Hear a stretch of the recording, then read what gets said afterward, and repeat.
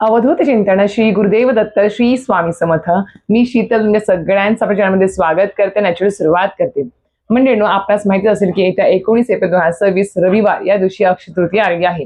अक्षय तृतीया म्हणजेच काय, तर या दिवशी आपण जे काही चांगले कर्म करतो, जे काही दान धर्म करतो, पितरांसाठी असेल किंवा माता लक्ष्मी श्री विष्णूंची अखंड लक्ष्मी घरात नांदण्यासाठी सेवा असेल किंवा इतर काही गोष्टी असतील, ज्या चांगल्या गोष्टी आहेत त्याचे तुम्हाला अक्षय पुण्य प्राप्त होत असतं. म्हणजेच काय, अक्षय म्हणजे काय, तर क्षय न होणारं, म्हणजेच जास्त दीर्घकाळ तुमच्याजवळ टिकणारं असं पुण्य तुम्हाला प्राप्त होत असतं. त्यामुळे आपल्याला अक्षय तृतीयेला होईल तेवढ्या जास्तीत जास्त चांगले कर्म, दान धर्म, हवन तर्पण सगळं काही करायचं आहे. कारण की अक्षय तृतीया ही जशी चांगल्या गोष्टी खरेदी करण्यासाठी किंवा चांगल्या गोष्टींचा शुभारंभ करण्यासाठी हा दिवस शुभ मानला जातो, त्याच पद्धतीने हा दिवस पितरांसाठी सुद्धा खूप अत्यंत महत्वाचा असतो. त्यामुळे सगळ्यात महत्वाचं अक्षय तृतीया हा 3.5 शुभमुहूर्तांपैकी एक शुभमुहूर्त तर आहेच, पण या दिवशी सर्वात जास्त महत्व इतर गोष्टींपेक्षा पितरांसाठी जर दिलं तर अतिशय उत्तम. कारण की ठीक आहे, आपण या दिवशी भरपूर चांगल्या गोष्टी खरेदी करू किंवा चांगल्या गोष्टी सुरुवात देखील करू, पण त्या जास्त दीर्घकाळ आपल्याजवळ टिकून राहण्यासाठी आपल्याला आपल्या पितरांचा, मागच्या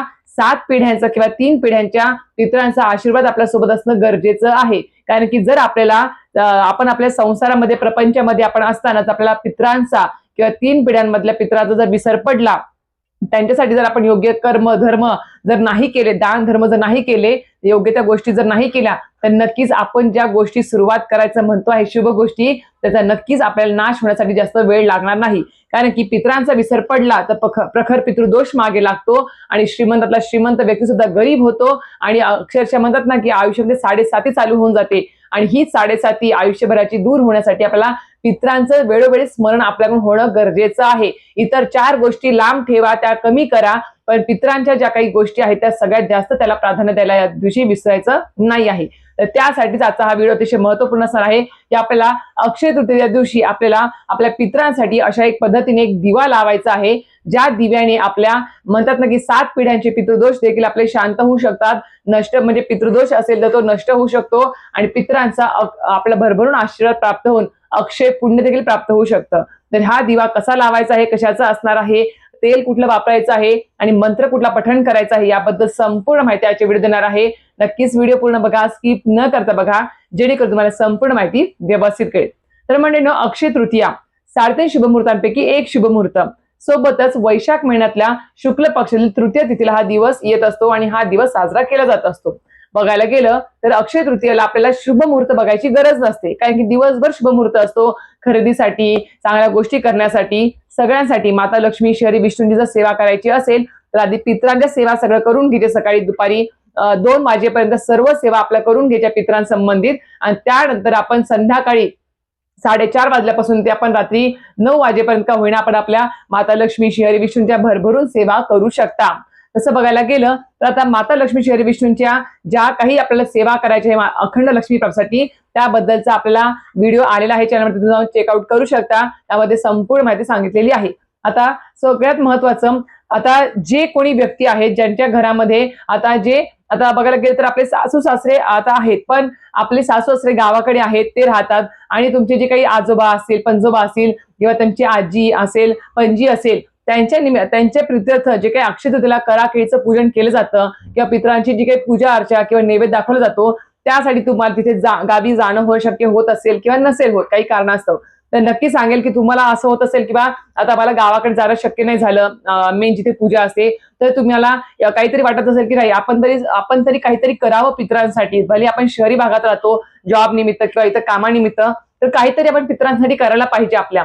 तर नक्कीच हो, तुम्ही करू शकता. भले तुमचे आई वडील तिकडे आपल्या गेलेल्या पितरांसाठी सर्व कर्मविधी करत असतील गावाकडे, पण तुम्ही सुद्धा आपल्या घरामध्ये, शहरामध्ये काही गोष्टी करू शकता. त्यातल्या त्यात एक गोष्ट म्हणजेच काय, सगळ्यात महत्वाचं, अक्षय तृतीयेला सकाळी लवकर उठायचं आहे आपल्याला. सकाळी लवकर उठून आपण आपलं घर वगैरे स्वच्छ करून घ्यायचं आहे. ते केल्यानंतर आंघोळ स्नान करून घ्यायचं. स्नान झाल्यानंतर शुचिर्भूत व्हायचं आहे. सर्वप्रथम इकडचे तिकडे दुसरे कुठले काम करण्यापेक्षा आपण काय करायचं, एक तांब्या घ्यायचा, त्यामध्ये पाणी घ्यायचं आहे, काळे तीळ टाकायचे आहे आणि दक्षिण दिशेला तोंड करून आपल्याला ओम पितृदेवताभ्यो नमः, ओम पितृदेवताभ्यो नमः, ओम पितृदेवताभ्यो नमः असं 3 वेळेस म्हणून आपल्याला जल अर्पण करायचं आहे. म्हणजे पितरांसाठी ते जल अर्पण होत असेल, सूर्यदेवाला करतो तशा पद्धतीनेच आपण पितरांना सुद्धा जल अर्पण करायचं आहे. तर नक्कीच हे करायला विसरायचं नाही आहे. पुरुष असेल स्त्री असेल दोघेही करू शकता, काही हरकत नाही. पण सकाळी ज्यावेळेस सूर्योदय होतो, जास्त उशिरा पण 10-11 वाजता पण नाही, 9च्या अगोदरच जर आपण हा जल अर्पण केला जास्तीत जास्त तर चालेल. आणि सगळ्यात उत्तम सकाळी 6:30 किंवा 6 वाजल्यापासून ते 7च्या दरम्यान जर जल अर्पण केला पितरासाठी तर अतिशय उत्तम. जास्तीत जास्त सकाळी 9 वाजेपर्यंत केला तरी चांगलं, काही हरकत नाही. पण 9च्या नंतर भर दुपारी उन्हात करू नका जल अर्पण, ते तेवढं करायचं नाही आहे. तर आता ही गोष्ट करायची आहे. दुसरी गोष्ट जी येते ती म्हणजेच काय, सकाळी आपल्याला एक संकल्प सोडायचा की आज मी अक्षय तृतीयेनिमित्त पितरांसाठी जे काही जमतील त्या सर्व म्हणजे काही गोष्टी आहेत पितरांसाठी त्या सर्व करणार आहेत. मग त्याच्यामध्ये दिवा दान करणे असेल, दीप दान करणे असेल किंवा जल अर्पण, म्हणजे जल अर्पण तर सकाळी करून घेतो आपण, पण दीप दान असेल किंवा दान धर्म असेल, इतर काही स्तोत्र मंत्र पठण करणे असेल, या सर्व गोष्टींचा एक संकल्प आपल्याला सोडायचा आहे पितरांसाठीचा. म्हणजे एक दिवसाचाच आपल्याला तो संकल्प सोडायचा असतो. ते केल्यानंतर आपल्याला आता बाकीची सर्व कामं करून घ्यायची आहेत. त्यानंतर आता खूप जणांना संडेला सुद्धा सुट्टी नसते. आता त्या दिवशी संडे आहे, खूप लोकांना सुट्टी असेल, पण काही जणांचा असा जॉब असतो त्या दिवशी सुट्टी नसते. तर आता काय करायचं आहे, किंवा असंही कारण आहे की तुम्हाला गावाकडे जाणं शक्य होत नाही आहे, कारण की अजूनही काही मुलांच्या शाळा चालू आहेत किंवा इतर काही कारण आहेत की तुम्ही गावाकडे जाऊ शकत नाही आहेत अक्षय तृतीयेला त्या पितरांच्या अक्षय तृतीया जो काही विधी असतो ते करण्यासाठी. तर सरळ सरळ काय करायचं, दुपारी ठीक 12 ते 12:30 दरम्यान तुम्ही सुद्धा दही भात चा तुम्ही घास ठेवू शकता अक्षय तृतीयेच्या दिवशी. आंब्याचा समजा तुम्हाला इच्छा असेल तर आंब्याचा रस असेल तर त्या दही भातावर तुम्ही आंब्याचा रस थोडा टाकून, काळे तीळ टाकून तो एका केळीच्या पानावर कागदावरती ठेवून तो आपल्या घराच्या दक्षिण दिशेला, तुम्ही जिकडे दक्षिण दिशा आहे ते आपल्या फ्लॅटमध्ये असेल किंवा घरामध्ये असेल त्या साईडला तो नैवेद्य ठेवायचा आहे. आणि ओम पितृदेवताभ्यो नमः, पितरांचं स्मरण करायचं, नमस्कार करायचा आणि तो नैवेद्य ग्रहण करण्यासाठी तिथे विनंती करायची आहे. तुम्ही सुद्धा हा नैवेद्य ठेवू शकता. ते झालं. त्या दिवशी तुम्ही स्वतः गरजवंतांना सुद्धा दान धर्म करू शकता, ते पण केलं तरी चालेल, काही हरकत नाही. तर सगळ्यात महत्वाचं येते ते म्हणजेच काय, पितरांसाठी आपल्याला दीपदान करायचा आहे, दिवा लावायचा आहे. तो कशा पद्धतीने, तर संध्याकाळी बरोबर 6 ते आपल्याला 8च्या दरम्यान, 6 ते 8 पर्यंत तुम्ही पितरांसाठी एक दिवा लावू शकता. आता तो दिवा कसा लावायचा आहे, तर तुम्ही कणकेचा दिवा घ्या, मातीची पंती घ्या किंवा एखादी अशी पंती घ्या जी तुम्हाला उपयोगात नाहीये पण तुम्हाला ती धुवून स्वच्छ करून पितरांसाठीच नेहमी वापरायची असेल तर नक्कीच तुम्ही ती सुद्धा घेऊ शकता. कणकेचा दिवा बनवताना त्याच्यामध्ये फक्त आणि फक्त मीठ नसावं, फक्त हळद टाकून आपण त्याच्यामध्ये तो कणकेचा दिवा बनवायचा आहे. तो बनवल्यानंतर आपल्याला काय करायचं आहे, तो चौमुखी तुम्ही दिवा लावू शकता किंवा एकमुखी लावू शकता दिवा, चालेल, काही हरकत नाही. आता चौमुखी दिवा लावला तर त्यात तुम्हाला 4 वाती टाकाव्या लागतील. चौमुखी म्हणजे तुम्हाला माहिती आहे की त्याला 4 तोंड असतात दिव्याला, आणि तुम्हाला जर कणकेचं असेल तर त्याला 4 तोंड करायची कणकेच्या दिव्याला. चौमुखी मातीची पंती भेटली तर अतिशय उत्तम, ती तुम्ही घ्या. एकमुखी मातीची पंती भेटली तरी चालेल, काही हरकत नाही. आता हा दिवा बनवल्यानंतर थोडासा मोठाच बनवा, जेणेकरून तो जरा उशिरापर्यंत तेवत राहील. आपल्या दक्षिण दिशेच्या साईड जिथे आपल्याला ठेवायचा आहे तिकडे तो जास्त वेळ तेवत राहील, अशा पद्धतीने तो जरा मोठा बनवा कणकेचा बनवणार असाल तर. आणि मातीची पंती असेल तर ती पण थोडीशी मोठी बघून घ्या घेताना, आणि हो धुवून स्वच्छ करूनच ती पंती वगैरे घ्यावी. धूळ पडलेली, फुटलेली, चिरलेली अशी पंती घेऊ नका, कारण की ती पितरांसाठी आहे आणि पितरांसाठी सगळ्या स्वच्छच गोष्टी आपल्याला त्या ठेवायच्या असतात, दाखवायच्या असतात, म्हणून सांगते आहे. तर अशा पद्धतीने तुम्हाला तो कणकेचा दिवा बनवल्यानंतर त्यामध्ये तुम्हाला काय करायचं, तिळाचं तेल टाकायचं आहे, थोडंसं काळे तीळ टाकायचे आहेत आणि तुम्हाला पिवळी मोहरी सुद्धा टाकायची आहे त्याच्यामध्ये. हे टाकून तुम्हाला त्याच्यामध्ये एक वातच, आपण बघा देवाला लावताना 2 वातीची एक वात करतो त्या पद्धतीने वात लावायची नाही. पितरांना लावताना, पितरांसाठी दिवा लावताना फक्त एकच वात आपल्याला लावायची असते त्याच्यामध्ये, तर एकच वात ठेवायची आहे. चौमुखी दिवा असेल तर प्रत्येक तोंडाला एक वातच ठेवायची आहे, 2 वातींची एक वात करून लावायची नाही. आणि एकमुखी दिवा असेल तर फक्त एकच वात लावायची आहे. आणि तुम्हाला त्याच्यामध्ये सांगितल्याप्रमाणे तुम्हाला थोडेसे काळे तीळ, पिवळी मोहरी टाकायची आहे, तिळाचं तेल वापरायचं आहे. आता तुमच्या घरामध्ये दक्षिण दिशा ज्या बाजूला येते त्या बाजूला जर प्रवेशद्वाराचा, तुमचा जो मुख्य प्रवेशद्वार आहे त्याच्या बाहेर जर दक्षिण दिशा येत असेल तुमच्या डाव्या हाताला किंवा उजव्या हाताला जिकडे येत असेल, फ्लॅट सिस्टीम असेल तसा त्या पद्धतीने, तर त्या दिशेला तोंड करून प्रवेशद्वाराच्या बाहेर तुम्ही हा दिवा लावायचा आहे. जेणेकरून आपल्या आता माहिती आहे की अक्षय तृतीयेच्या दिवशी आपले पितर सकाळी सकाळीच आपल्या प्रवेशद्वारावरती आलेले असतात. ते आपल्या उंबरठ्यावर थान मांडून बसलेले असतात की आपले जे काही वंशज आहेत ते आपल्यासाठी काय करतायत, काय नाही, आपल्यासाठी काही नैवेद्य ठेवतायत का, जेवणासाठी घास ठेवतायत का, दान धर्म करतायत का, हवन तर्पण करतायत का, आपलं स्मरण करतायत का, हे बघण्यासाठी ते आपले पितर सकाळी सकाळी आपल्या उंबऱ्यावरती आलेले असतात. त्यामुळे ते दिवसभर आपल्या तिथे वास्तव्यास असतात. सगळं काही ते आपलं स्वीकार करतात गोष्टींचा, आपण जे काही करतो त्यांच्यासाठी. ते केल्यानंतर त्यांना आपल्याला परतीला वाट लावायचं असतं आणि ते परतीला वाट लावत असताना आपल्याला त्यांना योग्य ती दिशा मिळावी, योग्य तो मार्ग मिळावा आपल्याला त्यांना जाण्यासाठी, तर नक्कीच त्यासाठी आपल्याला तो दिवा लावायचा असतो. तर तो दिवा लावताना आपल्याला काय करायचं आहे, त्याला आसन द्यायचं आहे. सर्वप्रथम कागदाचं पेपर घ्या किंवा एखादं पान घ्या, झाडाचं चालेल, काही हरकत नाही. तर ते घ्यायचं आहे. त्यावर थोडेसे अक्षता, तांदूळ, अख्खे तांदूळ आपल्याला पसरवायचे आहे आणि त्याच्यावर तुम्हाला तो दिवा ठेवायचा आहे. कणकेचा असेल किंवा मातीचा असेल, तर त्यामध्ये जे काही साहित्य मी तुम्हाला सांगितलं ते टाकायचं आहे. तो दिवा तिथे ठेवायचा आहे. त्या दिव्याला तुम्हाला हळद कुंकू लावायचं आहे आणि तुम्हाला तिथे तो दिवा प्रज्वलित करायचा आहे. घरातल्या प्रत्येकाने हा दिवा प्रज्वलित करताना तिथे उपस्थित जे कोणी असेल घरामध्ये त्यांनी तिथे उपस्थित राहावं. दिवा लावताना पितरांचं तिथे दिवा प्रज्वलित केला की पितरांचं स्मरण करायचं आहे. आपले मागचे 3 पिढ्या त्यांचं जे काही आपल्याला नाव माहिती असेल पितरांचं, गेलेल्या पितरांचं, आजोबा, पंजोबा किंवा तुमचे जे काही सासरे वगैरे असतील किंवा खापर पंजोबा असतात, त्यांचं तुम्हाला जर नाव माहितीचं नाव घ्यायचं आहे, आडनाव घ्यायचं सरळ सरळ, नाहीतर सरळ सरळ त्यांचं स्मरण करायचं आहे. बस एवढं जरी केलं तरी चालेल. आणि ओम पितृदेवताभ्यो म्हणायचं आहे आणि तो दिवा प्रज्वलित केल्यानंतर तिथे नित्य सेवेच्या पोथीमध्ये बघा आपल्याला पितृस्तोत्र दिलेलं आहे आणि पितृतुष्टीकारक मंत्र दिलेला आहे, स्तोत्र दिलेलं आहे. ते तुम्हाला तिथे हात जोडून पठण करायचं आहे. हे पठण केल्यानंतर तुम्हाला तिथे थोडा वेळ थांबून तिथे प्रार्थना करायची आहे की हे पितर देवता, आमच्याकडून काही जर आजच्या दिवसामध्ये तुमच्यासाठी जे काही करायच्या होत्या गोष्टी त्यामध्ये काही चूक भूल झाली असेल तर नक्कीच आम्हाला माफी असावी. आणि जरी सुद्धा काही चुकलं माकलं असेल, काही राहिलं असेल तर नक्कीच गोड मानून घ्यावं. नक्कीच पुढच्या वेळेस अशी चूक होणार नाही किंवा ती गोष्ट राहणार नाही असं तिथे विनंती करायची. आणि तुमच्या आशीर्वादाने आमचं सगळं काही चांगलं होऊ द्या. तुमचं स्मरण आम्ही नित्यनेमाने नेहमी करत राहू, वेळोवेळी करत राहू. आणि तुमच्या आशीर्वादाने माझ्या या संसारामध्ये, प्रपंचामध्ये सदैव सुख, शांती, आयु, आरोग्य नांदू दे. घरातल्या व्यक्तींना उत्तम आरोग्य प्रदान करा. घरामध्ये शुभ गोष्टी घडू द्यात आणि तुमचा आशीर्वाद सदैव आमच्या पाठीशी असू द्यात असं तिथे आपल्याला प्रार्थना करायची आहे.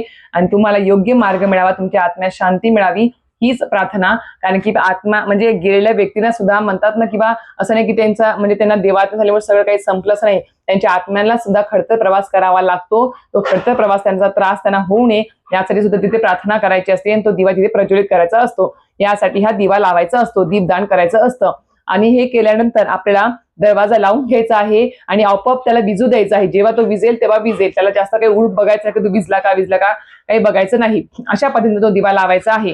आता खूप जण म्हणतील की आमच्या प्रवेशद्वाराच्या बाहेर दक्षिण दिशा येत नाही, तर आम्ही घरामध्ये लावू का? तर तुम्ही घरामध्ये ज्या बाजूला तिथे दक्षिण दिशा येते त्या बाजूला तुम्ही अशा पद्धतीने हा दिवा लावला तरी सुद्धा चालेल, काही हरकत नाही.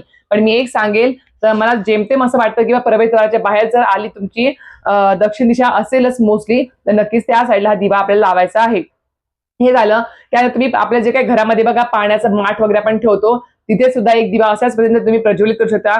तिथे सुद्धा आपल्या पितरांचा वास असतो, तिथे सुद्धा आपण हा दिवा लावायचा आहे. अक्षय तृतीये दिवशी पिंपळाच्या झाडाला सुद्धा तुम्हाला जल किंवा दूध अर्पण करायचं आहे आणि त्या पिंपळाच्या झाडाला तुम्हाला 7 फेऱ्या मारायच्या आहेत, प्रदक्षिणा घालायच्या आहेत आणि ओम नमो भगवते वासुदेवाय असं म्हणून तुम्हाला तिथे मंत्रजप करायचा आहे. 7 वेळेस प्रदक्षिणा करत असताना नामस्मरण करत राहायचं आहे. पिंपळाच्या झाडाखाली सुद्धा आपल्या पितरांचा वास असतो म्हणून सांगते आहे. आणि अक्षय तृतीये दिवशी संध्याकाळी पिंपळाच्या झाडाखाली, आता जवळपास बघा हनुमानाचं मंदिर असेल किंवा रस्त्यावर कुठेतरी पिंपळाचे आपले वृक्ष वगैरे असतात, त्याच्या खाली जर तुम्ही हा दिवा लावला, दिवा जर तिथे लावला संध्याकाळी तरी सुद्धा चालेल. पितरांचं स्मरण तिथे करायचं आहे, नमस्कार करायचा, काही चूक बुजत तर माफी मागायची आणि तुमचा आशीर्वाद सदैव पाठीशी राहावा असं तिथे आशीर्वाद मागायचा आहे. अशा तुम्ही पिंपळा झाडाखाली सुद्धा तुम्ही दिवा लावू शकता.